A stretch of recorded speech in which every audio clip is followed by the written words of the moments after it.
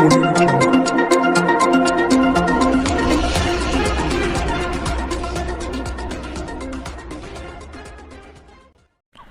नमस्कार, आसनसोल टाइम्स में आपका स्वागत है।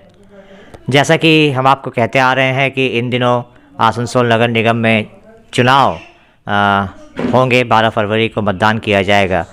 उसके लिए सभी पार्टियों की तरफ से ज़ोर शोर से प्रचार किया जा रहा है।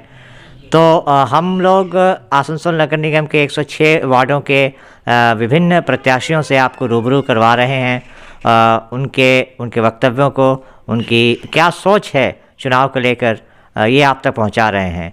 तो इसी क्रम में मैं बाबी बनर्जी अपने सहयोगी बिरजी सिराही अंसारी के साथ इस वक्त मौजूद हैं। आसनसोल नगर निगम से के 40 नंबर वार्ड की सीपीआई प्रत्याशी, वामफ्रंट मनोनीत सीपीआई प्रत्याशी सुधा सिंधु सिंह जी के साथ। मैडम, आसनसोल टाइम्स में आपका स्वागत है। नमस्कार। इस बार वामफ्रंट की तरफ से सीपीआई के टिकट पर आप 40 नंबर वार्ड से चुनाव लड़ रही हैं। एक समय बंगाल को लाल दुर्ग कहा जाता था, लेकिन पिछले कुछ समय से यहाँ पे मुसलसल तरीके से वामपंथियों को चुनाव के मैदान में हार का सामना करना पड़ रहा है। तो इस बार आप वामपंथियों की तरफ से प्रत्याशी हैं, क्या उम्मीदें हैं? उम्मीद है कि जो काम छूटा हुआ है जनता को खुश करने के लिए क्या करना है। पानी का प्रॉब्लम हो रहा है, ड्रेन नहीं है, सब जगह टूटा फूटा रास्ता है, उसको सही करना मेरा। आप जब प्रचार के लिए निकल रही हैं अपने वार्ड में, 40 नंबर वार्ड में, तो जनता से आपको रिस्पांस कैसा मिल रहा है और क्या लगता है कि 12 फरवरी को जब मतदान होगा तो जनता क्या आपके पक्ष में मतदान करेगी? हाँ, ये उम्मीद है कि आप काम करोगे, आप मेरा मदद करोगे, इस उम्मीद से वो लोग हमको ये कर रहा है। चूँकि आप प्रचार कर रही हैं 40 नंबर वार्ड में, तो आपको तो वहाँ की जो ज़मीनी हकीकत है वो तो आपको समझ में आ रहा होगा। तो ऐसी क्या समस्याएं हैं 40 नंबर वार्ड में जिनको आप, अगर आप जीतती हैं तो सबसे पहले प्राथमिकता के आधार पे आप उनको हल करने की कोशिश करेंगी? हाँ, ज़रूर करेंगे। बहुत बड़ा समस्या है कि घर घर पानी का बहुत बड़ा समस्या है। ड्रेन देखना है, पानी जनता को देना है, साफ़ सफाई करना है, जिसको विधवा पेंशन नहीं मिल रहा है, गरीबी भत्ता नहीं मिल रहा है, ये हमको देना है। और ये उम्मीद है जनता को कि ये लोग ज़रूर हेल्प करेंगे हमारे। जब आप चुनाव प्रचार में जा रही हैं 40 नंबर वार्ड में, तो जनता आपसे क्या कह रही है? मतलब पिछले 5 वर्षों का अनुभव उनका कैसा रहा और इस बार वो लोग आपसे क्या, आप अपनी तरफ से कह रही हैं कि आप क्या करेंगे, लेकिन उनका क्या कहना है और पिछले 5 वर्षों का अनुभव कैसा रहा उनका? उनका कहना है कि मेरे 5 सालों में वो लोग कुछ भी नहीं हमको देखा है, कोई काम ही नहीं किया है। जो पानी का व्यवस्था भी था उसको भी बंद कर दिया गया है। इसलिए ये उम्मीद है कि आप हमको ज़रूर कीजिएगा, ज़रूर व्यवस्था कीजिएगा, ये उम्मीद है। इसलिए जनता खुश है हमको देख के। जैसे कि मैंने पहले ही कहा मैडम कि एक समय बंगाल को लाल दुर्ग कहा जाता था, यहाँ पे वामपंथियों का गढ़ हुआ करता था, लेकिन आजकल वामपंथियों के लिए समय सही नहीं चल रहा है। बंगाल की बात करें तो, आसनसोल की बात करें तो अगर हम नगर निगम पूरे चुनाव की बात करें तो वामपंथी के तौर पे, एक प्रत्याशी के तौर पे, भाकपा प्रत्याशी के तौर पे आपको इस चुनाव से कितनी उम्मीद है? हमको 100% उम्मीद है, क्योंकि जनता एकदम दहशत में है कि लोग घर से निकल नहीं पा रहा है। इसलिए वो लोग पूरा सहयोग दे रहा है कि आप आइए, आप घर में भी रहिएगा तो हम लोग वोट आपको ही देंगे। मतलब आपका कहना है कि पिछले 5 वर्षों के कटु अनुभव के कारण जनता इस बार वामपंथियों पे एक बार फिर से भरोसा जताएगी? हाँ, भरोसा पूरा जताई है, जता रही है, जताएगी, ये पूरा वो लोग का उम्मीद है।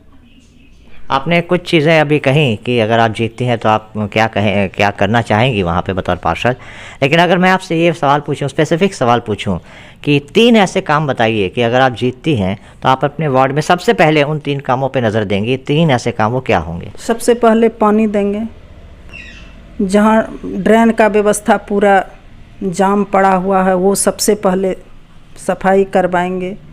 जिसका राशन भत्ता नहीं मिल रहा है वो दिलाने का चेष्टा करेंगे। ये ज़रूर 3 काम हमारे लिए अनिवार्य है करना। मैडम, अभी हाल ही में वामपंथियों की तरफ से जो मैनिफेस्टो जारी किया गया था उसमें कहा गया था कि आप लोगों की ये कोशिश रहेगी भविष्य में कि जो विलय हुआ है नगर निगम में, तो बाकी जो 3 निकायों को आसनसोल नगर निगम में विलय किया गया है, आप फिर से उनको अलग अलग एंटिटी के तौर पे आप उनको करना चाहते हैं। तो क्या आपको लगता है, आप लोगों को ये सही में लगता है कि जो विलय हुआ था तीनों का, इससे कोई फ़ायदा नहीं हुआ, उल्टे नुकसान हुआ? क्या सही में आप लोगों को ऐसा लगता है? और क्यों, क्या सही में विकास से वंचित रहा रानीगंज, कुल्टी और जमुड़िया? हाँ, ज़रूर रहा है भाई साहब, ज़रूर रहा है। जनता एकदम अंदर से दुखी है। और अभी कोरोना का समय चल रहा है, तो कोरोना को लेकर कई पाबंदियां भी लगाई गई हैं। तो कोरोना के इन पाबंदियों के बीच प्रचार करना आप लोगों के लिए कितना मुश्किल है, कितना आसान है, और क्या संदेश आप देना चाहेंगी जनता को? बहुत मुश्किल है भाई साहब। हम लोग जो जैसे बोला है 2, 3, 5 आदमी से आज तक हम लोग ज़्यादा कहीं नहीं गए हैं। लोग बहुत हो जाते हैं, हमारे साथ जाने के लिए बहुत होते हैं, लेकिन हम लोग 5 बहुत हुआ। 2, 3, 5 बस इतने आदमी हम लोग जाते हैं। वो लोग कहते भी हैं कि 1 गिलास चाय पानी भी पी लो, लेकिन हम लोग किसी के यहाँ जाते नहीं हैं। हाथ जोड़ करके उनसे विनती कर लेते हैं कि भाई अभी कोरोना का है, आप लोग भी परहेज में रहो, हम लोग भी रहेंगे। यही आपकी है। आखिरी सवाल मैडम, क्या उम्मीद है वामपंथियों की तरफ से? मतलब 106, आपने शायद 102 वार्डों में आपने प्रत्याशी दिए हैं, तो आपको लगता है कि इस बार वामपंथियों की तरफ से बोर्ड गठन किया जा सकेगा? लगता तो है भाई साहब, लगता है।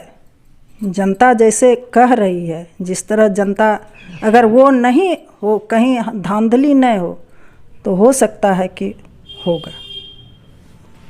चलिए, थैंक यू मैडम।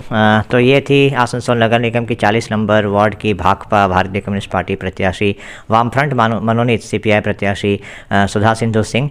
इनका कहना है कि पिछले 5 वर्षों के कटु अनुभव के कारण आसनसोल नगर निगम की जनता आजिज़ आ चुकी है और एक बार फिर से वामपंथियों पे ही यहाँ की जनता अपना भरोसा जताएगी। और बात अगर 40 नंबर वार्ड की करें तो इन्होंने दावा किया कि 40 नंबर वार्ड की जनता का भरपूर आशीर्वाद इनको मिलेगा और इनकी जीत वहाँ से पक्की है। मैडम, आसनसोल टाइम्स से बात करने के लिए आपका बहुत बहुत धन्यवाद। तो बने रहिए आसनसोल टाइम्स के साथ। इसके बाद भी हम आपको आसनसोल नगर निगम के विभिन्न दलों के प्रत्याशियों से आपको मिलवाते रहेंगे, उनकी बातों को आप तक पहुंचाते रहेंगे। लेकिन इसके लिए आपको बने रहना होगा आसनसोल टाइम्स के साथ। लेकिन फ़िलहाल के लिए मुझे बापी बनर्जी अपने सहयोगी ब्रिजेश इलाही अंसारी के साथ दीजिए इजाज़त। नमस्कार।